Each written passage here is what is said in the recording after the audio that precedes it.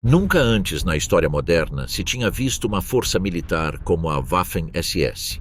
Nascida com a promessa de ser a elite do Terceiro Reich, atraía milhares de jovens com a ideia de pertencer a um corpo único, diferente do exército regular.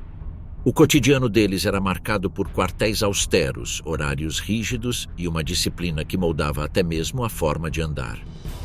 A sociedade alemã da época construiu uma aura em torno desses homens. Circulavam frases populares como "Um SS sempre cumpre o que promete", ou "Melhor um homem das SS do que 10 soldados comuns". Entre as mulheres era comum dizer: "Se procura segurança, case-se com um SS". Curiosamente, os soldados das SS costumavam receber prioridade em alimentos e transporte, reforçando a ideia de serem intocáveis. O crescimento vertiginoso das SS ao longo de apenas uma década esteve intimamente ligado às suas campanhas de propaganda e aos métodos de recrutamento. A organização apresentava-se como o ápice político e militar do Terceiro Reich, um corpo seleto ao qual apenas alguns podiam aspirar. Segundo registraram alguns de seus antigos integrantes, a Waffen-SS oferecia um caminho excepcional para uma mobilidade social acelerada dentro da chamada Volksgemeinschaft, a comunidade do povo que o nazismo proclamava como ideal. Essa cultura particular se reflete nos testemunhos de primeira mão de voluntários alemães e não alemães. As memórias pós-guerra sobre o combate e o comportamento da Waffen-SS indicam o preço que os homens das SS pagaram por pertencer à organização. A Waffen-SS constituiu uma subcultura própria dentro da Alemanha nazista.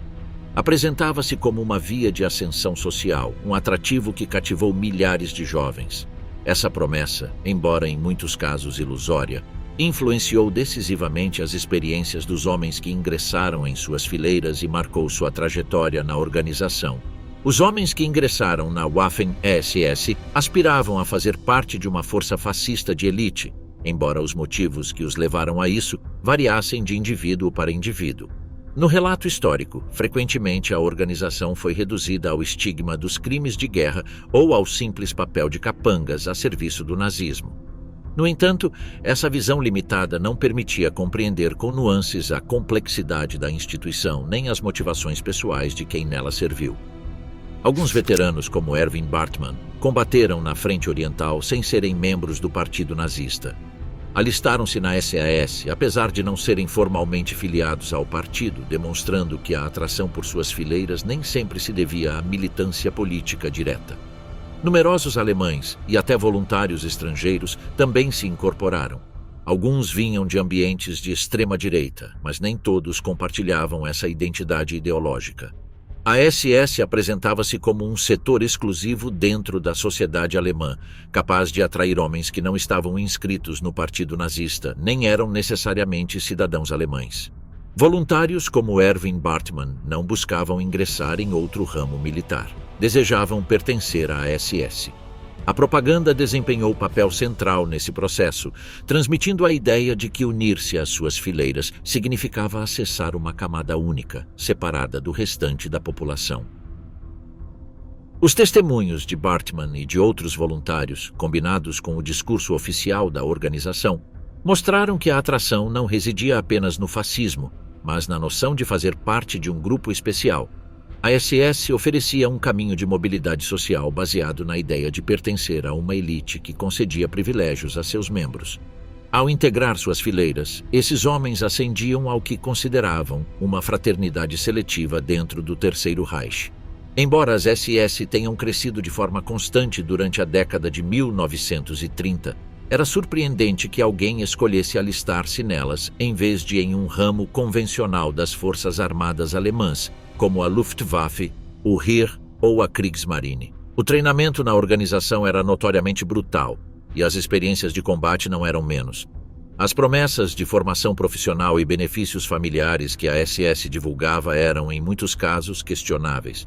No entanto, as motivações que levaram muitos jovens a se juntarem à Waffen-SS, combinadas com suas expectativas em relação à sociedade nacional socialista, revelavam um panorama muito mais complexo.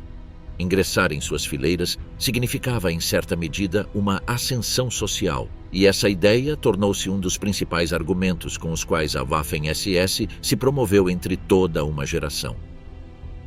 Waffen-SS, crescendo e tornando-se a elite alemã. Durante o período entre guerras, a Alemanha enfrentava as duras consequências de ter perdido a Primeira Guerra Mundial. A hiperinflação, a humilhação imposta pelo Tratado de Versalhes, sua cláusula de culpa de guerra e as reparações exigidas pelos aliados haviam desestabilizado completamente a sociedade alemã. Na década de 1930, muitos jovens estavam desiludidos com o rumo do país, percebendo-o dominado pelo materialismo e pela passividade da República de Weimar. Felix Steiner, oficial das SS e comandante do 3º Corpo Panzer das SS, compartilhava dessa opinião. Segundo ele, as condições dos anos 30 afetaram profundamente a juventude europeia e, como resultado, contribuíram para o aumento do recrutamento nas fileiras das SS. Em um de seus ensaios, Steiner afirmava que o movimento de voluntários foi resultado de fatores psicológicos mais profundos relacionados ao desespero intelectual da juventude europeia. Embora Steiner seja uma figura polêmica entre os apologistas das SS, alguns historiadores admitiram que essa afirmação em particular tinha certa validade e merecia ser examinada com mais cuidado. Para muitos jovens alemães, existia a necessidade de encontrar uma saída, algo maior do que uma vida marcada pela culpa da Grande Guerra ou pela miséria da Grande Depressão. O nacionalsocialismo e as organizações dele surgidas, como as SS, apresentavam-se como uma promessa de um novo começo, com perspectivas e recompensas ilimitadas. As referências ao passado cavalheiresco, aos vikings e às guardas imperiais prussianas ofereciam aos jovens alemães um motivo histórico de orgulho em que se apoiar.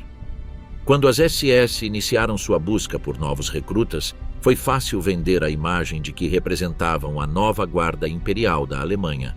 A eficácia dessa mensagem de recrutamento estava ligada às ideias de Richard Walter Darré, que promovia a formação de uma nova aristocracia elitista para a melhoria dos povos e culturas germânicas. Assim, as SAS também se apresentavam como um veículo de mobilidade social, um caminho pelo qual um jovem podia transformar seu status e ascender na hierarquia do Terceiro Reich. Ingressar em uma organização como as SS permitia a muitos jovens alemães passar de vítimas a atores dentro da cultura germânica e, consequentemente, protagonistas de um projeto que aspirava a influenciar o mundo. Aqueles que entravam em suas fileiras faziam parte de um grupo considerado pela sociedade alemã como culturalmente seleto e poderoso, com a missão declarada de proteger a saúde dos povos germânicos e nórdicos. A Waffen-SS, concebida como força de elite, impôs um processo de seleção especialmente rigoroso. Os requisitos para ser aceito eram rígidos em aspectos como altura, raça e saúde. Antes do início da Segunda Guerra Mundial, por exemplo, a altura mínima exigida era de 1,78 m, notavelmente acima da média do homem alemão em idade militar durante a década de 1930. O próprio Heinrich Himmler chegou a declarar que, até 1936, não aceitávamos na Leibstandarte ou na Verfügungstruppe nenhum homem que tivesse sequer um dente obturado. Esse tipo de exigência física consolidou a imagem das SS como uma elite biológica e atlética. A organização era especialmente atraente para os jovens mais fortes e saudáveis, ou para aqueles que admiravam homens altos e ativos que praticavam boxe, equitação, atletismo ou diferentes esportes. A reputação de serem altos, robustos e racialmente puros era apenas uma parte dos elementos que deram às SS um lugar singular dentro do regime nazista. O fato de que os membros das SS eram, em média, mais altos e fisicamente mais aptos que o restante da população contribuía para projetar a imagem de que estavam acima de outros grupos sociais. Sua participação em grandes eventos esportivos e a atenção da mídia que geravam reforçavam essa percepção. Um exemplo claro foi sua participação nos Jogos Olímpicos de Berlim de 1936, onde as SS não apenas atuaram na segurança em torno dos atletas, mas também contaram com figuras de destaque. Hans Wölki, membro de um regimento da polícia SS, quebrou o recorde olímpico no arremesso de peso, elevando ainda mais o prestígio da organização. Welke, que se tornou capitão de polícia, morreu na Frente Oriental em 1943. Durante aqueles jogos, concebidos pelo Terceiro Reich como uma exibição do progresso alcançado sob o fascismo, as SS desempenharam um papel visível dentro do espetáculo de propaganda. A combinação dos rígidos requisitos físicos de ingresso com a vinculação a eventos de grande impacto público consolidou a imagem das SS como um corpo extremamente seletivo. À primeira vista, poderia parecer contraditório com a ideia de mobilidade social, mas na realidade reforçava seu apelo. Para os jovens alemães que cumpriam os requisitos de altura, aptidão atlética e ascendência racial, as SS representavam uma via tangível de ascensão e prestígio. A possibilidade de integrar uma organização que exaltava a forma física e o esporte era extremamente sedutora. Apesar das dificuldades logísticas e da competição por recrutas, as SS continuaram a se expandir de forma constante durante a década de 1930. O controle que alcançaram sobre a segurança interna do Reich consolidou-se graças a um processo que incluiu treinamento básico e a organização de pequenas formações armadas. No entanto, isso representou apenas um primeiro passo no caminho para o reconhecimento das SS como uma força de elite. Em 1934, foi criada a SS-Verfügungstruppe, conhecida como SSVT, cujo objetivo era servir como núcleo do que futuramente seria uma divisão completa das SS. Essas tropas foram, de fato, as primeiras unidades de combate propriamente ditas do Partido Nazista. No início, contavam apenas com pessoal suficiente para organizar 2 regimentos, designados com os nomes de código Deutschland e Germânia. Com o tempo, e apesar de suas dimensões reduzidas inicialmente, essas unidades transformaram-se na conhecida 2ª Divisão Panzer das SS, apelidada Das Reich. Seu desenvolvimento gerou tensões com a Wehrmacht, que via com desconfiança a consolidação de um exército paralelo sob controle direto do regime nazista. O Estado-Maior alemão reconheceu a existência de um braço armado das SS com fins políticos, embora temesse que uma militarização mais profunda transformasse a organização em um concorrente direto do exército. Essa tensão foi resolvida no final de 1934 por meio de um acordo entre as SS e o alto comando da Wehrmacht. O pacto permitiu às SS iniciar a criação de escolas militares e formações armadas, enquanto o exército regular mantinha o poder de estabelecer certas normas para seu funcionamento. A influência da Wehrmacht era parcialmente justificada porque, em seus primeiros estágios, muitos dos instrutores das academias das SS provinham diretamente do próprio exército alemão. Com a Waffen-SS consolidada como a nova elite guerreira, devia haver uma motivação clara para ingressar em suas fileiras. Por que alguém aceitaria os rígidos requisitos e os riscos mortais do combate? A ideia romântica de se unir apenas por prestígio ou pelo desejo de viver aventuras violentas não era suficiente. Como em qualquer grupo de elite, havia recompensas concretas e benefícios materiais que tornavam a adesão à organização atraente. As SS ofereciam uma imagem que remetia à tradição germânica de antigos guerreiros ou aristocratas, apresentando-se como guardiãs da saúde cultural do povo. Essa dimensão simbólica era poderosa, mas não era a única. Também existiam vantagens tangíveis, oportunidades de ascensão social, privilégios reservados aos membros e a possibilidade de melhorar o status dentro do Terceiro Reich. A combinação entre prestígio psicológico e benefícios práticos explicava por que a Waffen-SS conseguiu recrutar tantos jovens e crescer até se tornar uma força de enorme porte. Para muitos, ingressar em suas fileiras não foi apenas uma questão ideológica, mas uma verdadeira oportunidade de mobilidade social. Os nazistas não conseguiram criar uma sociedade verdadeiramente sem classes, mas, em certos aspectos, organizações como as SS desfocaram essas fronteiras. Heinrich Himmler sustentava que, externamente, as SS deveriam se projetar como uma elite, mas dentro da organização a hierarquia social deveria ser menos marcada. Embora existissem patentes militares, o essencial era que todos eram, antes de tudo, membros das SS. Essa ideia refletiu-se na prática diária. O veterano Erwin Bartmann lembrava que na Leibstandarte, primeira divisão Panzer das SS, os oficiais não eram tratados pelo título de Herr, algo comum no restante do exército alemão como sinal de respeito. Durante uma inspeção, Bartmann dirigiu-se a um oficial apenas pelo seu posto, explicando depois: "Na Leibstandarte nunca chamávamos ninguém de maior patente de Herr." Esse detalhe mostrava como as SS buscavam diferenciar-se do exército tradicional e reforçar a noção de comunidade fechada, em que o vínculo principal não era a classe social, mas a pertença à organização. Esse aspecto era significativo porque, ao eliminar o uso de títulos tradicionais, mostrava-se uma maior igualdade entre oficiais e soldados dentro das SS. Bastava dirigir-se a um superior pelo seu posto, sem necessidade de acrescentar fórmulas de respeito típicas do exército alemão.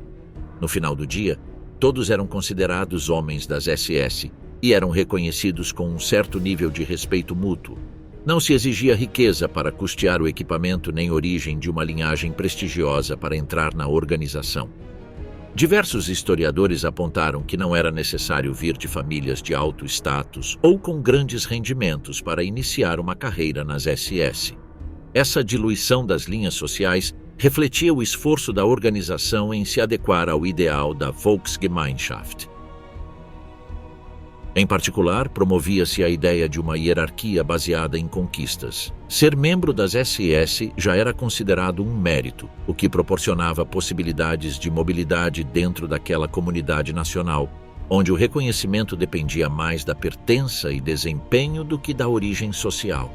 A segurança no emprego e as perspectivas de futuro foram fatores importantes para atrair voluntários para as SS, tanto na Alemanha quanto em outros países. Embora os longos períodos de serviço pudessem ser vistos como desvantagem, também ofereciam a possibilidade de anos de emprego estável e oportunidades de carreira após a guerra. Para os voluntários estrangeiros, existia ainda a esperança de que, em seus países de origem, obteriam algum grau de autonomia ou um posto favorável no futuro sob domínio alemão. Em lugares como a Bélgica, alguns colaboradores viam na guerra contra a União Soviética a oportunidade de conquistar respeito do Reich e assegurar uma posição de prestígio na reorganização da Europa após a vitória nacional socialista. Aqueles que se alistaram com essa expectativa foram enviados para a frente, convencidos de que seu serviço não só lhes traria benefícios pessoais, mas também poderia significar vantagens políticas para suas próprias nações dentro da nova ordem projetada pelo Terceiro Reich. A lógica que levou alguns belgas a se unir às SS também se aplicou nos Países Baixos. Durante a guerra, o racionamento fazia parte da vida diária, mas os soldados das SS e suas famílias recebiam prioridade no acesso a suprimentos, o que representava uma vantagem clara em relação ao restante da população.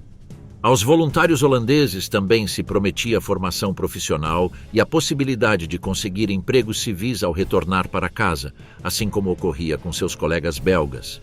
Em diários pessoais da época, alguns jovens relatavam como conhecidos que iam para a Alemanha receber instrução em Munique faziam isso convencidos de que, após o serviço, teriam a opção de ocupar cargos administrativos e até aspirar a trabalhos de maior posição após estudos complementares. Tanto na Bélgica quanto nos Países Baixos, a propaganda das SS insistia que o serviço seria recompensado, oferecendo não apenas prestígio e reconhecimento, mas também benefícios práticos que asseguravam um futuro mais promissor para os voluntários e suas famílias. Além das oportunidades de trabalho, a educação representava um dos maiores atrativos que as SS podiam oferecer. Em muitos países, o acesso a diferentes níveis educacionais dependia em grande parte da classe social, criando diferenças entre aqueles que podiam frequentar escolas privadas ou academias exclusivas e aqueles que tinham apenas a instrução básica. A Waffen-SS oferecia uma forma parcial de ultrapassar essas barreiras. A organização fundou escolas de cadetes para oficiais e criou instituições ligadas à ideia nazista de educação, com o objetivo de alimentar a própria organização com novos quadros de comando. Embora houvesse exigências raciais e físicas rigorosas, os requisitos acadêmicos eram muito mais flexíveis. Antes de 1938, cerca de 40% dos candidatos a oficiais haviam recebido apenas educação elementar. Isso significava que jovens sem estudos avançados poderiam acessar uma formação militar considerada de elite, reforçando a percepção da SS como um caminho de mobilidade social e superação das diferenças de classe. Embora à primeira vista pudesse parecer que as SS reduzissem a qualidade de seus oficiais ao aceitar candidatos com baixa formação acadêmica, na realidade tratava-se de um mecanismo de mobilidade social. Para aqueles considerados racialmente aptos, a educação prévia importava pouco. O fundamental era que o candidato pudesse ser moldado segundo a formação que as SS definiam como uma abordagem integral para o desenvolvimento individual. Dessa forma, o filho de um camponês podia aspirar a se tornar parte da nova elite alemã, desde que provasse ser ariano, não ter vínculos comunistas e cumprir as exigências físicas. Uma vez aceito em uma escola de oficiais, o candidato recebia instrução em esportes, história militar básica e táticas de combate, além de atividades consideradas próprias de uma elite, como esgrima ou navegação. Outro atrativo de pertencer às SS era o apoio familiar. A organização oferecia auxílios econômicos a famílias numerosas, consideradas arianas, e assistência materna.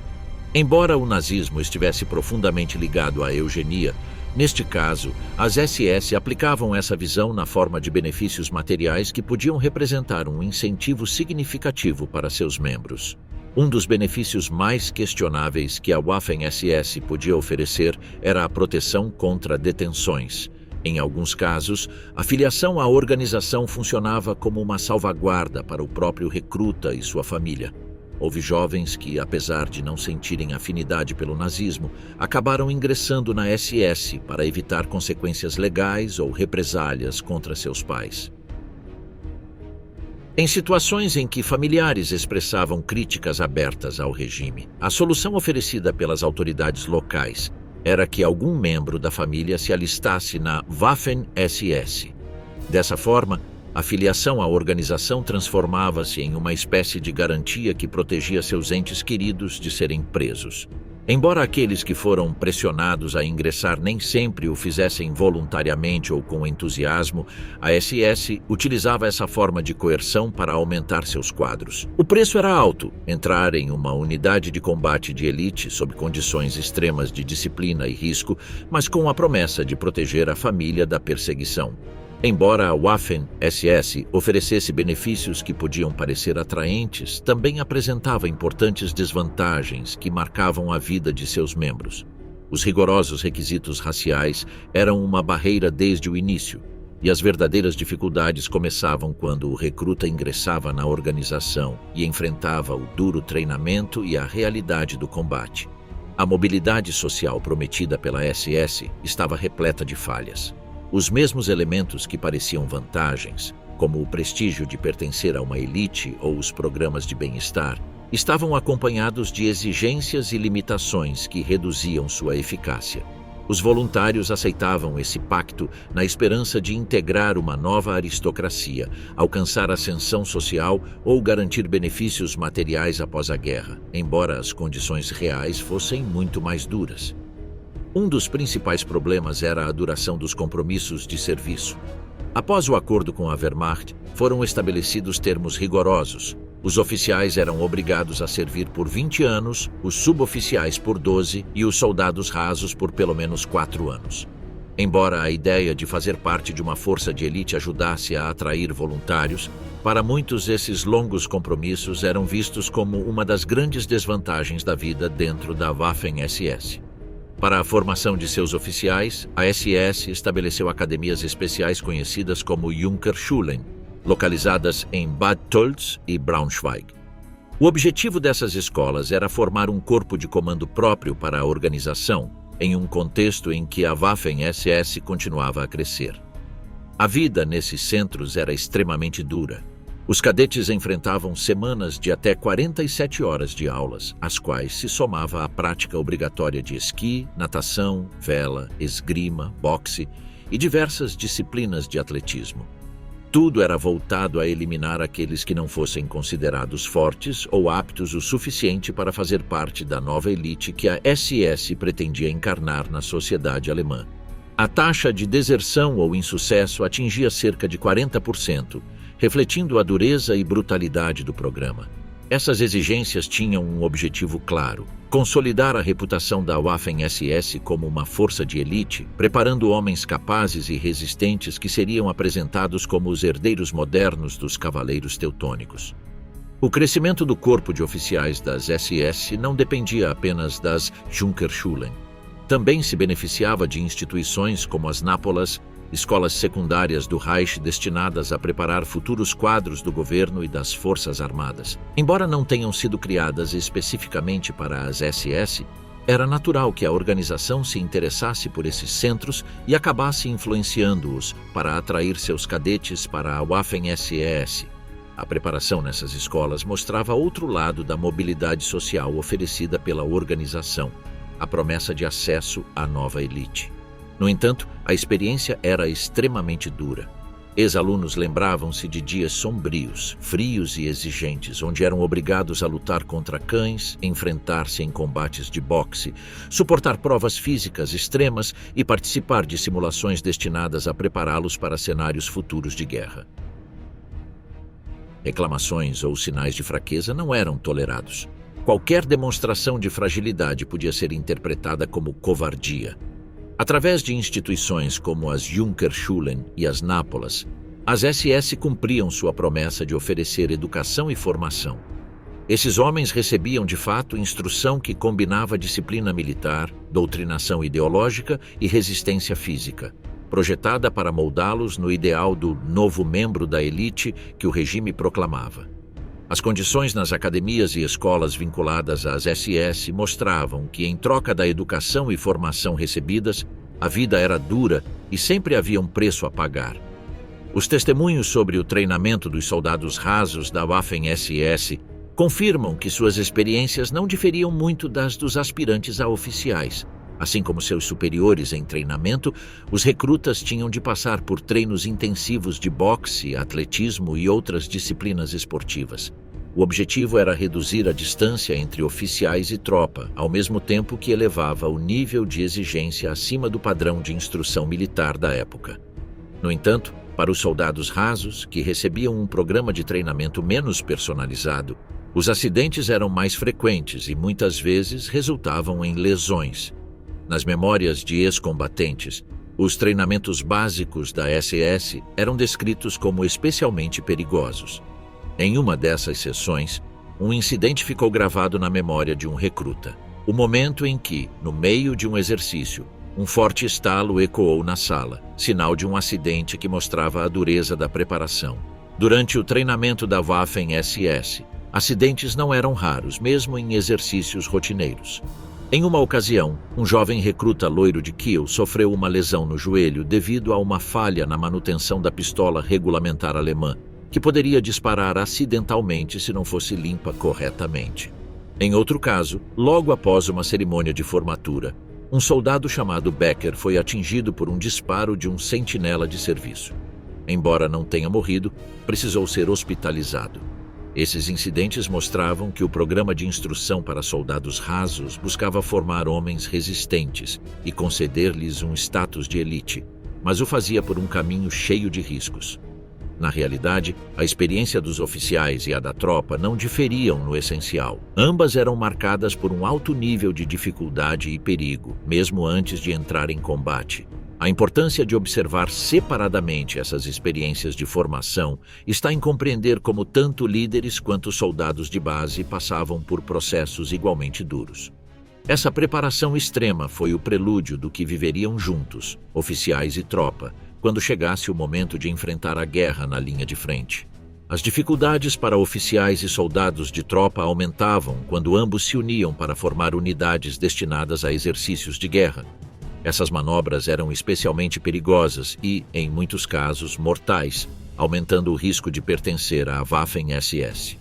À medida que a guerra se aproximava, a SS obteve permissão para usar terrenos do exército na realização desses treinamentos. As práticas de segurança usuais eram deliberadamente ignoradas. Heinrich Himmler chegou a afirmar que os homens da SS deveriam se acostumar a se posicionar a apenas 50 ou 70 metros da queda de sua própria artilharia. Em comparação, a prática militar padrão considerava perigosamente perto qualquer impacto a menos de 600 metros das tropas amigas. Himmler reconhecia com frieza que era lamentável que jovens alemães de grande potencial morressem em acidentes de treinamento. No entanto, justificava essa brutalidade com a ideia de que o sofrimento durante o treinamento endureceria os recrutas e aumentaria suas chances de sobrevivência em combate real. Dessa forma, a organização aceitava perdas em tempos de paz na esperança de obter maior eficácia e salvar mais vidas na frente. As elevadas baixas sofridas pela Waffen-SS colocaram em dúvida a eficácia real de seus métodos de treinamento perigosos. Na frente oriental, algumas de suas unidades chegaram a perder até 3/4 de seus homens, mostrando o altíssimo custo humano de sua participação na guerra. Desde o início dos combates, as divisões da SS eram enviadas à vanguarda dos ataques alemães.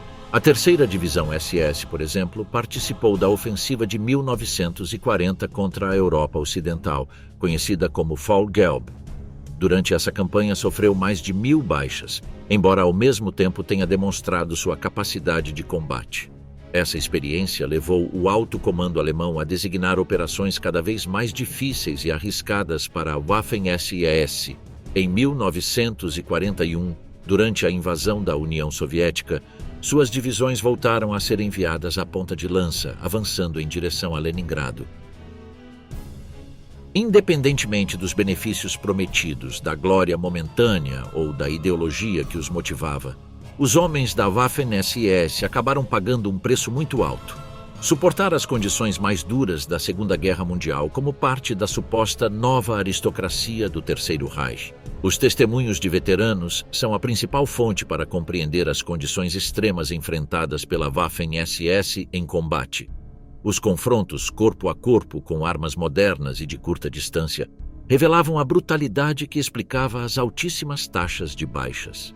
Em inúmeras ocasiões, as companhias ficavam isoladas no meio do caos da batalha, aumentando o risco de destruição total. Os relatos coincidem ao descrever cenas de horror.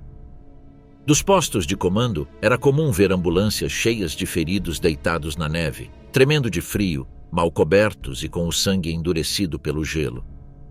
Os homens na linha de frente lembravam-se de campos cobertos de cadáveres, corpos destroçados e a desesperança de não poder fazer nada diante daquela carnificina.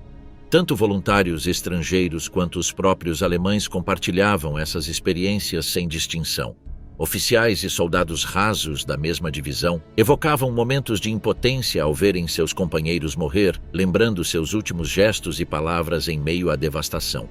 A guerra na frente oriental mostrou aos homens da Waffen-SS não apenas como combatentes de uma força de elite, mas também como vítimas de uma máquina militar que os empurrava a um sacrifício constante. Os testemunhos de veteranos alemães e estrangeiros da Waffen-SS evidenciam a brutalidade do combate que enfrentaram.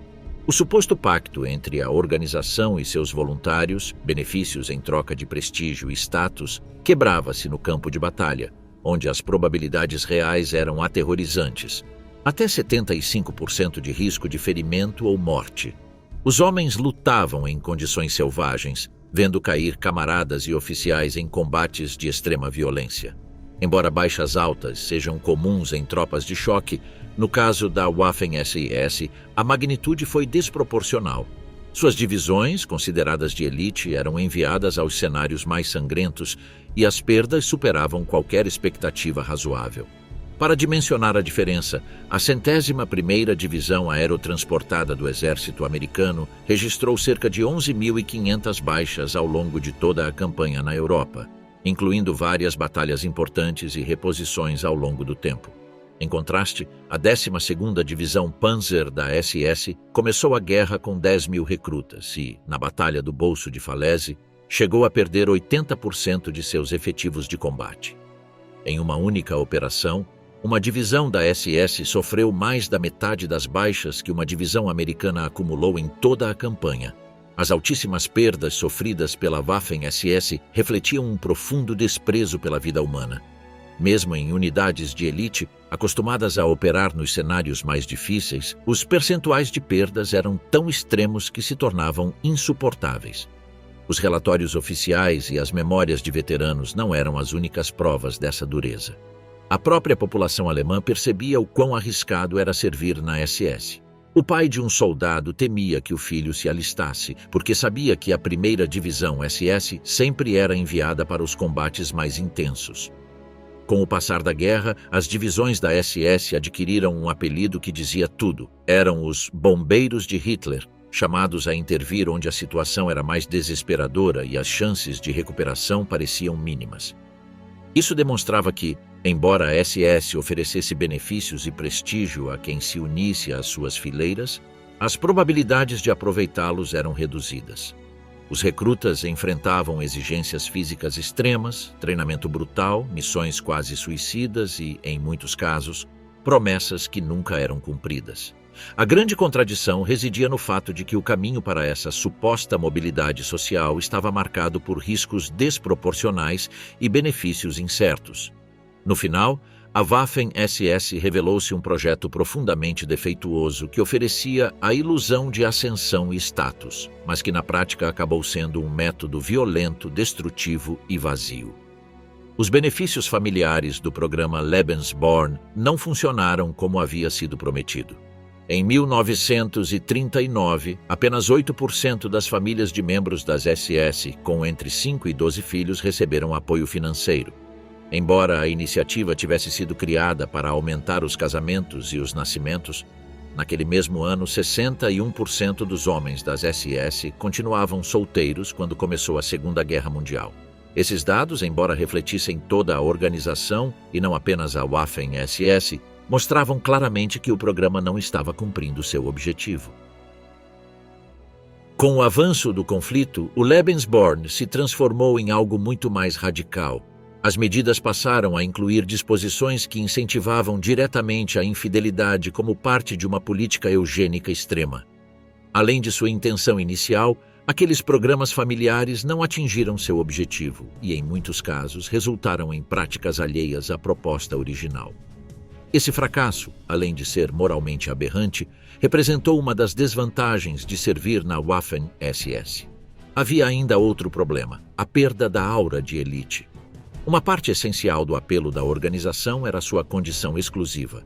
Mas à medida que a Waffen-SS cresceu para quase 1 milhão de membros, manter os padrões originais tornou-se impossível. A expansão obrigou a flexibilizar requisitos físicos, sociais e institucionais que antes eram rigorosamente exigidos. Embora isso não diminuísse o valor daqueles que ingressaram nessas novas condições, a verdade é que a imagem de uma força cultural, atlética e institucionalmente seletiva se diluiu com o tempo. A ideia de que as SS deveriam ser os guardiões da raça germânica e nórdica tornou-se insustentável com a incorporação de homens que não se enquadravam nesses parâmetros. A chegada de voluntários eslavos da Ucrânia ou muçulmanos da Bósnia contrariava completamente os requisitos raciais originais, obrigando a organização a modificar sua doutrina. Nem todos os estrangeiros chegaram por vontade própria, pois houve campanhas de recrutamento forçado para preencher as lacunas deixadas pelas enormes perdas em combate. No entanto, também houve voluntários que se juntaram por razões diversas e cujo caso merece análise. A mistura de alemães étnicos com não-alemães não foi bem recebida dentro de uma organização que nascera com um caráter racial marcante, o que nos círculos nazistas foi interpretado como uma clara diluição do ideal original. No final da guerra, os números eram evidentes. Em 1945, mais da metade das divisões da Waffen-SS era composta majoritariamente por estrangeiros. De 38 divisões, 19 já não eram essencialmente alemãs. Para muitos dentro do regime, isso representava um fracasso absoluto da ideia de elite cultural e racial que deveria sustentar as SS. A necessidade de repor tropas levou à admissão de homens que, inicialmente, eram considerados impuros, segundo os critérios raciais nazistas. Essa contradição transformou a Waffen-SS em uma organização que acabou traindo sua missão inicial e mostrando na prática a hipocrisia de seus fundamentos ideológicos. A mistura de nacionalidades dentro da Waffen-SS não foi apenas problemática para os setores mais obcecados com a pureza racial, mas também para os próprios voluntários estrangeiros que se uniram à organização. Muitos deles lembraram tensões e abusos decorrentes da convivência com tropas de diferentes origens. Para alguns, como os belgas que se alistaram em 1941, a entrada foi vista como uma oportunidade de se tornar camaradas e iguais aos alemães. No entanto, a realidade mostrou outra coisa. Apesar de lutar sob a mesma bandeira, continuavam sendo tratados como estrangeiros. Os voluntários flamengos denunciaram maus tratos físicos e verbais por parte de instrutores alemães durante o treinamento. Os holandeses, considerados racialmente próximos aos alemães, também não escaparam à discriminação. Embora ocupassem uma posição mais favorável dentro da hierarquia, eram vistos por muitos membros da SS como inferiores. Em ambos os casos, a organização não cumpriu com as promessas de igualdade nem com o prestígio que supostamente receberiam ao se juntar. A contradição era evidente. A SS proclamava ser a guardiã das raças germânicas e nórdicas, mas na prática integrava homens que não se encaixavam nessa definição e os submetia a tratamento desigual. Para os voluntários estrangeiros, isso significava aceitar um pacto desvantajoso que os colocava na elite do Terceiro Reich apenas nominalmente, enquanto a realidade lembrava constantemente que não eram considerados iguais. O maltratamento recebido por muitos voluntários estrangeiros teve origem em uma campanha deliberada de recrutamento marcada pelo engano. Em vários casos, o fracasso da SS não se devia à falta de recursos ou improvisação, mas a uma estratégia consciente de atrair homens com promessas falsas com o único objetivo de ampliar rapidamente suas fileiras. Essa prática de mentir ou exagerar os benefícios representava uma lacuna importante na ideia de mobilidade social que a organização dizia representar. Quando a SS recorreu ao engano para preencher suas divisões, deixou de se projetar como um caminho para a elite e passou a ser simplesmente um exército ávido por mais corpos para a guerra. O engano afetou especialmente os voluntários de fora da Alemanha. Alguns holandeses, por exemplo, foram convencidos de que receberiam formação política e acabariam trabalhando como funcionários civis. A realidade foi muito diferente. Muitos deles foram enviados a unidades de combate como a 34ª Divisão SS Landstorm Nederland. Essa distância entre o prometido e o vivido deixou claro que, em muitos casos, não se tratava de mobilidade social nem prestígio, mas de recrutamento baseado em falsidades. O engano no recrutamento não se limitou aos voluntários holandeses. Aos belgas foi garantido que seu serviço na Waffen-SS seria voltado a combater o comunismo e que seriam enviados à Frente Oriental. Embora muitas unidades da SS tenham lutado contra a União Soviética, vários homens foram posteriormente deslocados para outros cenários. No caso belga, terminaram de volta em sua terra, combatendo na ofensiva das Ardenas. Em teoria, que uma unidade fosse redestinada a diferentes frentes podia parecer normal em um exército em guerra. No entanto, o problema foi que a esses voluntários lhes apresentaram o alistamento como uma cruzada exclusivamente anticomunista. A realidade foi diferente. Além de combater o Exército Vermelho, enfrentaram guerrilheiros, franceses, britânicos, americanos, canadenses e outros inimigos ocidentais contra os quais não existia o mesmo pano de fundo ideológico. É difícil determinar até que ponto os voluntários estrangeiros estavam dispostos a lutar contra potências ocidentais, mas o que fica claro é que foram recrutados com promessas incompletas ou enganosas. Na perspectiva desses homens, a SS ocultou informações-chave para assegurar sua entrada, o que agravou ainda mais a lacuna entre o prometido e a experiência vivida. Esse tipo de prática não apenas evidenciava as contradições da Waffen-SS, mas também reforçava a ideia de que, como caminho de mobilidade social, a organização estava profundamente corrompida. Para os voluntários estrangeiros, aquela ilusão de prestígio e missão ideológica tornou-se um tratamento desigual, marcado pelo engano desde o início. A hipocrisia da SS em relação aos critérios de ingresso não se limitava ao aspecto racial. No início, a organização se apresentava como a elite física da Alemanha, composta por homens altos, fortes e atléticos. No entanto, com o tempo, essas exigências também foram relaxadas. Aqueles que precisavam de óculos, bem como homens que não atingiam a altura mínima, começaram a ser admitidos. Essa mudança era comparável à diluição das normas raciais. Em grande escala, poderia parecer um detalhe menor dentro da mobilização geral do Terceiro Reich. Nem todos podiam ser altos, robustos e fisicamente excepcionais. No entanto, para uma organização que fazia da aparência física um de seus símbolos de prestígio, esse relaxamento não era trivial. A reputação da SS como força de elite foi afetada. Assim como ocorreu com a perda dos padrões raciais, a flexibilização das exigências físicas mostrava que a organização já não podia sustentar sua imagem original de exclusividade. A cada concessão, a Waffen-SS afastava-se mais de seu ideal inicial e aproximava-se de uma força comum, enfraquecendo o mito que servia de base para sua atratividade. Agora falemos da diferença entre os soldados da SS e os da Wehrmacht. A relação entre as duas forças sempre foi difícil e marcada por tensões constantes. De um lado estavam os incondicionais da SS, nacional-socialistas convictos, leais a Hitler e Himmler, em sua maioria provenientes de classes sociais mais baixas. Do outro, encontrava-se a Wehrmacht, dirigida por generais de tradição monárquica ou ao menos conservadora, que mantinham uma visão mais crítica de Hitler e eram considerados pouco confiáveis pela cúpula da SS. Do ponto de vista da Wehrmacht, a SS representava uma ameaça latente. Desconfiavam de seus líderes, considerados por muitos como pessoas desagradáveis, e criticavam a ambição da organização, sempre ansiosa por acumular mais poder. O exército regular não desejava a existência de outra força armada paralela na Alemanha. A lembrança da SA ainda estava presente. Aquela milícia tinha sido vista como um possível exército rival, e somente após a purga de 1934 foi neutralizada. Mas pouco depois, a ascensão das SS reavivou o mesmo temor, o surgimento de uma segunda força armada dentro do Estado. Dessa forma, a Waffen-SS se consolidou como aquilo que a Reichswehr temia desde o início. Um exército paralelo, a serviço do Partido Nazista e com aspirações de se impor dentro do aparato militar alemão.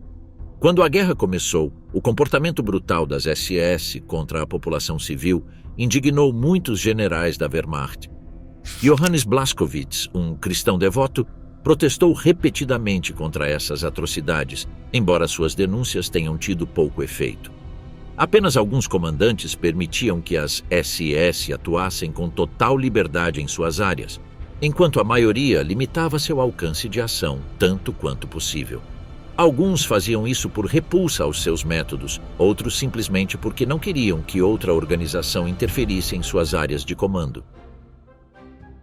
A situação era diferente com a Waffen-SS. Na frente, essas divisões normalmente ficavam sob a autoridade de um general da Wehrmacht.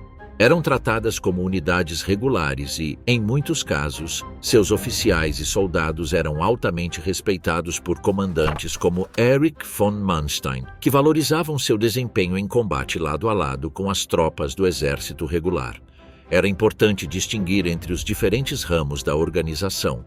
A SS, como um todo, era um corpo político dentro do Partido Nazista e um dentista, por exemplo, podia se tornar um oficial de alta patente sem nunca ter pisado em um campo de batalha ou participado de crimes.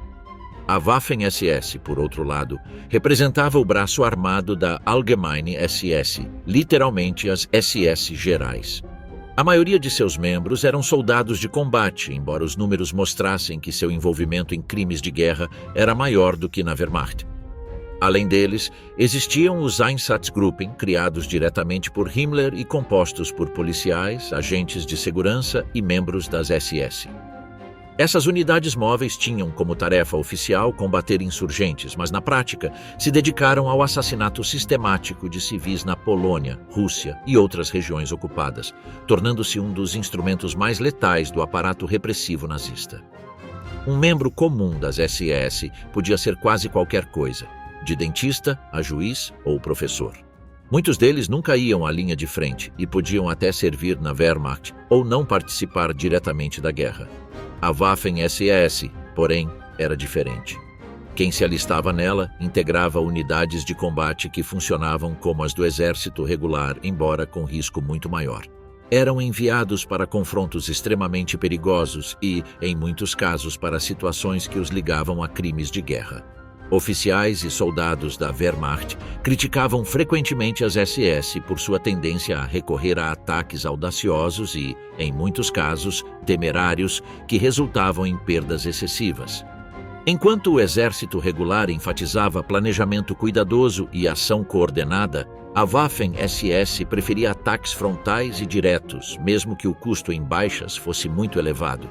Um dos generais alemães, mais tarde capturado pelos britânicos e secretamente gravado durante seu cativeiro, lembrou-se de um confronto no meio do inverno na frente oriental. Após uma ruptura nas linhas soviéticas perto de seu setor, deu a ordem de organizar uma defesa improvisada.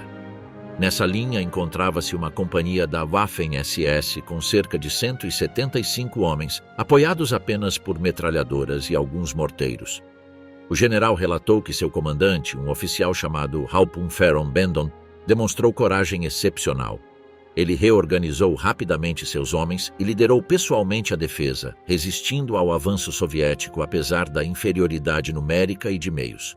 Do front, os relatórios narravam episódios em que a Waffen-SS avançava com disciplina impecável, mas a um custo devastador. Em uma ofensiva, conseguiram recuperar uma vila, embora a vitória fosse quase simbólica. De 9 oficiais, 7 morreram ou ficaram feridos, e quase metade da tropa foi dizimada. Ao final daquela semana, apenas 25 homens permaneciam de pé. Para muitos oficiais da Wehrmacht, esse tipo de coragem parecia um desperdício inútil, um exemplo trágico de como a agressividade eclipsava o sentido operacional. As percepções sobre a Waffen-SS variavam conforme as unidades. Divisões centrais como Leibstandarte, Adolf Hitler, Das Reich ou Wiking alcançaram fama por sua resistência e capacidade de combate.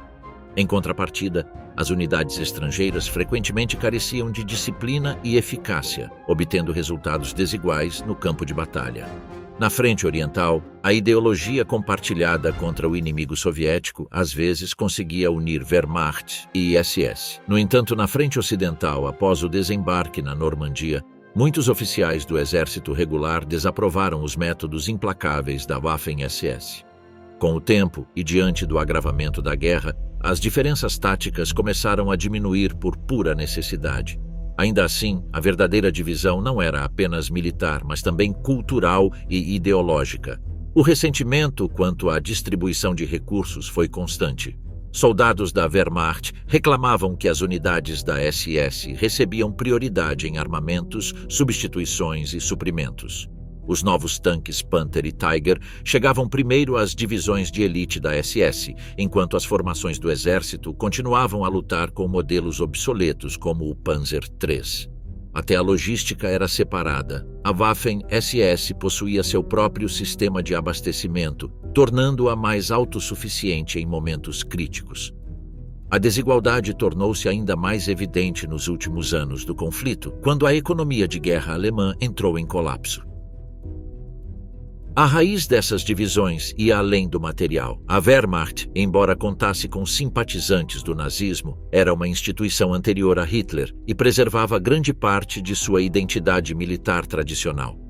Mérito, disciplina e experiência em combate tinham mais peso do que a lealdade ao partido. A Waffen-SS, por outro lado, nascera do pensamento nacional-socialista e era concebida como um corpo ideológico além do militar. Cada recruta devia ser membro do partido nazista, e a instrução política fazia parte central de seu treinamento. Para Himmler, a Waffen-SS não era apenas uma força de combate, era a guardiã de uma missão racial e ideológica. Essa diferença fundamental a separava para sempre do exército regular alemão. A tensão entre Wehrmacht e Waffen-SS foi marcada por um abismo ideológico difícil de superar. Os comandantes do exército tradicional consideravam que o fanatismo político da SS era um obstáculo à condução militar profissional, que deveria basear-se na disciplina estratégica, planejamento e ordem no campo de batalha. Para os homens de Himmler, a única coisa que importava era a fidelidade absoluta a Hitler e ao credo nacional-socialista. Um oficial do exército confidenciou que, enquanto a SS lutava pelo Führer e sua ideologia, a Wehrmacht lutava pela própria Alemanha. Essa diferença de visão, embora não compartilhada por todos, revelava o pano de fundo cultural que dividia ambas as instituições. Os soldados do exército regular percebiam-se como guardiões da sua nação, independentemente do regime que governasse. Os membros da Waffen-SS, por outro lado, concebiam-se como a vanguarda de um projeto europeu sob os dogmas nazistas. Nos seus centros de treino, a instrução política tinha um papel central, apresentando a guerra como uma cruzada pelo futuro do continente. Cada triunfo militar era interpretado não apenas como uma vitória alemã, mas como um passo rumo a uma missão ideológica de maior alcance. Por isso, as suas operações frequentemente iam além da lógica militar, derivando em violência extrema motivada pelo fanatismo. Quando a situação bélica se deteriorou, as diferenças tornaram-se mais acentuadas. Enquanto os oficiais da Wehrmacht optavam pela aceitação pragmática de que a derrota estava próxima, a Waffen-SS agarrava-se a uma resistência cega, mantendo-se fiel a Hitler mesmo após a sua morte. O exemplo mais notório foi a Batalha do Castelo Itter, em maio de 1945, quando tropas da Wehrmacht, sob o comando do Major Josef Gangl, combateram juntamente com os americanos para proteger prisioneiros franceses de um ataque da Waffen-SS, que ainda tentava cumprir as ordens finais do regime caído. No entanto, na frente, ambos os lados tiveram de colaborar. Desde o início da invasão à União Soviética, em 1941, as divisões da Waffen-SS foram integradas na estrutura do exército. Em batalhas cruciais como Kursk, em 1943, a cooperação forçada deu origem a um respeito conquistado em combate. Oficiais que inicialmente desprezavam a SS acabaram por reconhecer a sua agressividade e capacidade de resistência. Contudo, a desconfiança nunca desapareceu. As unidades da SS, guiadas por ordens rígidas de Hitler, frequentemente rejeitavam táticas de defesa flexíveis, prolongando a resistência além do sensato e colocando em risco os seus aliados do exército regular. A isso somavam-se as diferenças no tratamento de prisioneiros e civis, o que alargava ainda mais a divisão entre as duas forças. Como era a vida desses homens após a queda de Hitler? Após o fim da guerra, os veteranos da Waffen-SS ficaram marcados por um forte estigma, muito mais intenso do que aquele sofrido por outros combatentes da Segunda Guerra Mundial. Nas décadas seguintes, especialmente a partir dos anos 70, a percepção pública tornou-se cada vez mais negativa. A atenção da televisão, dos políticos e da opinião pública concentrou-se nos crimes do Holocausto, e a imagem da Waffen-SS passou de simples soldados para cúmplices diretos dos horrores do regime nazista. Na Alemanha, a atitude inicial em relação a eles foi relativamente compreensiva, em parte porque grande parte da população havia combatido nas fileiras do nazismo. No entanto, à medida que as provas dos crimes de guerra se tornaram conhecidas, nas décadas de 1970 e 1980, os veteranos da SS foram alvo de rejeição social e quase total marginalização. Na Noruega, por outro lado, desde o início foram considerados traidores nacionais, sem qualquer possibilidade de reconhecimento público. Após a queda do Muro de Berlim, o cenário diversificou-se. Em países bálticos, como a Estônia, alguns veteranos foram apresentados como heróis que lutaram pela independência e contra o bolchevismo, uma visão que provocou indignação na Europa Ocidental e na Rússia. Os veteranos da Waffen-SS mantiveram um forte senso de comunidade após a guerra. Na Alemanha, poucos anos após 1945, começaram a organizar-se em associações locais que, em 1959, culminaram na criação de uma organização nacional, a Associação de Assistência Mútua de Antigos Membros da Waffen-SS, conhecida como HGH e AG. Essa estrutura era complementada por pequenos grupos formados por homens que serviram nas mesmas unidades, chamados Truppenkameradschaften. Durante as décadas de 1950 e 1960, a HIAG alcançou certa relevância política na Alemanha Ocidental. Com cerca de 20 mil membros, mantinha vínculos com ex-combatentes em países como Bélgica, Holanda, França e Escandinávia, por meio de sua própria publicação Der Freiwillige. O principal objetivo da organização era apresentar a Waffen-SS como um corpo de combate separado e limpo em relação aos crimes do regime. Uma estratégia que buscava garantir benefícios aos veteranos e até facilitar sua integração no novo exército alemão, a Bundeswehr. Nos primeiros anos, os encontros em massa da HIAG eram legitimados sob a causa de localizar camaradas desaparecidos, contando com a presença de políticos locais e da própria Cruz Vermelha alemã. Die Situation begann sich in den 1960er Jahren zu verändern, als sich die deutsche und europäische Gesellschaft zunehmend von der nationalsozialistischen Ideologie und den damit verbundenen Kriegsverbrechen distanzierte. Die HIAG, die in interne Fraktionen gespalten war, verlor politischen Einfluss und wurde als irrelevante und unverbesserliche Gruppe diskreditiert. Die zunehmende öffentliche Bekanntmachung der von der SS begangenen Gräueltaten schwächte ihre Legitimität noch weiter, bis die Bundesorganisation schließlich 1992 aufgelöst wurde. Einige lokale Kapitel überlebten, ebenso wie kleinere Zusammenschlüsse ehemaliger Kameraden, die sogenannten Truppenkameradschaften.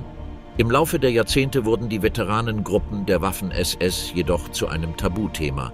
In den 1990er Jahren führte das gestiegene öffentliche Interesse an neonazistischen Bewegungen dazu, dass diese Veteranen mit einer widerlichen ideologischen Wiederbelebung in Verbindung gebracht wurden. Selbst diejenigen, die versuchten, sich vom Nationalsozialismus zu distanzieren, wurden öffentlich markiert und verspottet. Heute erlaubt kein westeuropäisches Land öffentliche Demonstrationen von Waffen-SS-Veteranen oder ihre Teilnahme an offiziellen Gedenkzeremonien zum Zweiten Weltkrieg. Mit dem unvermeidlichen Älterwerden der ehemaligen Kämpfer versuchten einige Vereinigungen zu überleben, indem sie neue Mitglieder aus den jüngeren Generationen gewannen, insbesondere aus den rechtsextremen Bewegungen der 1980er und 1990er Jahre. Auf diese Weise fand das Erbe der Waffen-SS in marginalen Kreisen Resonanz, die versuchten, ihre Erinnerung am Leben zu erhalten. Im Laufe der Jahre nahmen viele Truppenkameradschaften der Waffen-SS jüngere Mitglieder auf, einige davon sogar in Führungspositionen. Unter diesen neuen Mitgliedern befanden sich Angehörige von Veteranen oder Personen, die sich für die Geschichten der Schlachten des Zweiten Weltkriegs, Einsätzen Weltkriegs interessierten, aber auch Sympathisanten neonazistischer Ideologien. Diese Mischung brachte zwar neues Blut in die Vereine, führte aber gleichzeitig zu einer noch stärkeren öffentlichen Ablehnung. Trotz der offiziellen Auflösung der HIAG überlebte ihre Publikation. Der Freiwillige dank der Zusammenarbeit junger Mitglieder und eines mit der neonazistischen Bewegung verbundenen Verlages. Ihr erklärtes Ziel war es, alte und neue Generationen unter einer gemeinsamen Sache zu vereinen.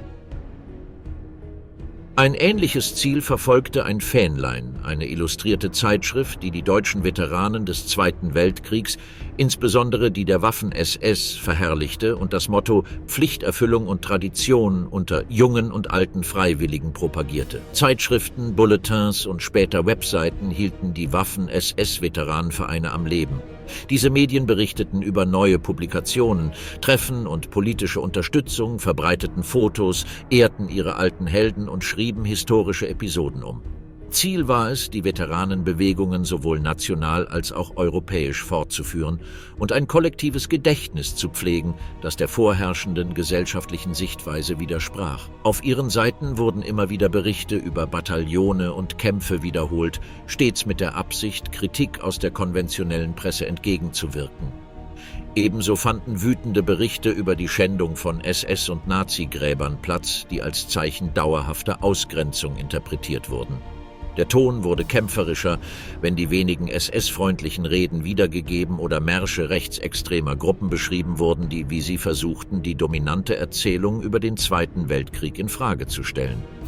Gleichzeitig erfüllten diese Bulletins eine gemeinschaftliche Funktion. Sie boten Platz für interne Nachrichten, veröffentlichten Nachrufe, gratulierten zum Geburtstag und berichteten detailliert über ihre Gedenkveranstaltungen. Os veteranos da Waffen-SS e seus simpatizantes não aceitaram a marginalização de forma passiva. Seu principal argumento retórico sempre foi a vitimização. Alegavam ter sido demonizados pelos vencedores da Segunda Guerra Mundial, que, segundo eles, reescreveram a história em seu próprio benefício. Sob essa premissa, um de seus objetivos centrais foi a correção da versão dominante do passado. Suas publicações mostravam uma insistência quase obsessiva nos chamados fatos históricos. Para começar, proclamavam que representavam apenas a Waffen-SS e não toda a SS, assegurando que aquela tinha pouca ou nenhuma relação com crimes de guerra. Também sustentavam que esses crimes haviam sido exagerados, embora essas afirmações fossem falsas e amplamente refutadas. Além disso, reivindicavam o mesmo reconhecimento que outros veteranos do conflito, apresentando-se como um corpo idealista de voluntários e, em suas palavras, o primeiro grupo guerreiro paneuropeu mobilizado contra o bolchevismo. Alguns até chegaram a interpretar a queda do Muro de Berlim como a confirmação simbólica de uma vitória póstuma. O veterano da SIS, Henri Fenet, antigo membro da 33ª Divisão de Granadeiros Waffen-SS Charlemagne, expressou em um discurso publicado em 1998 que as SS haviam lutado pela Europa, por uma comunidade europeia e contra o bolchevismo. Afirmava que, após meio século, a história havia justificado aquela missão, assegurando que haviam aberto o caminho para a independência e autossuficiência que, segundo ele, os europeus percorriam no presente. Esse relato de se apresentar ao mesmo tempo como vítimas incompreendidas e heróis da história tornou-se um eixo central das associações de veteranos da Waffen-SS. Suas publicações e oradores defendiam uma versão alternativa dos fatos, uma história heróica de Europa contra o bolchevismo. Isso teve consequências diretas em suas práticas de memória, pois os veteranos não apenas escreviam ou falavam, mas também comemoravam, reuniam-se e lembravam publicamente. As publicações internas dedicavam amplo espaço aos rituais comemorativos. Os atos dos veteranos da Waffen-SS seguiam um esquema reconhecível em muitas associações de ex-combatentes do Ocidente. Uma assembleia solene em um local carregado de simbolismo, o tremular de bandeiras, inscrições, às vezes até uniformes, tudo diante de um público atento. O programa dos eventos era previsível. Formações ou desfiles, música, discursos de autoridades militares e civis, poemas ou canções interpretadas por membros mais jovens e, finalmente, cânticos coletivos de hinos cuidadosamente enumerados. Segundo os relatos, o ambiente era descrito como solene, acompanhado por vezes de lágrimas contidas. Os relatos concluíam destacando a ordem militar com que a cerimônia se desenvolvia, seu significado emocionante e, frequentemente, o momento de confraternização em torno de comida e bebida. As cerimônias dos veteranos da Waffen-SS seguiam, à primeira vista, o mesmo padrão das de qualquer outra associação de ex-combatentes. No entanto, havia diferenças notáveis. Muitas vezes faltava a presença de autoridades civis ou militares e, em muitos casos, também não havia público externo. Às vezes, eram obrigados a se reunir em locais privados e discretos, alugados para a ocasião, onde as cerimônias poderiam ser interrompidas pela polícia ou por manifestantes hostis. A exibição dos símbolos mais reconhecíveis da SS era cuidadosamente evitada, embora isso fosse compensado com a inclusão obrigatória do antigo Treuelied, cuja letra evocava de forma velada o famoso lema da organização: "Nossa honra se chama fidelidade". Apesar dessas limitações, a estrutura básica dos atos era mantida, imitando as associações convencionais de veteranos. O tom, porém, era diferente. Organizadores e participantes adotavam uma voz que misturava reprovação e vitimismo, apresentando-se como justos e incompreendidos. Isolados, sem acesso real a espaços públicos ou monumentos, eram obrigados a lembrar seus camaradas como simples grupos de turistas em locais históricos, em espaços privados afastados ou compartilhando o palco com coletivos ainda mais marginalizados, como grupos neonazistas. O resultado era que suas comemorações perdiam solenidade e legitimidade. Celebrar supostos sacrifícios heróicos em locais ocultos, sob pressão ou rejeição aberta, contrastava com o reconhecimento público que recebiam outros veteranos de guerra. Na Europa Ocidental contemporânea, a Waffen-SS já não possuía nenhuma presença oficial nas comemorações da Segunda Guerra Mundial, o que gerava tensões internas e a pergunta inevitável: como poderia sobreviver uma identidade coletiva sob tal nível de desprezo social e político?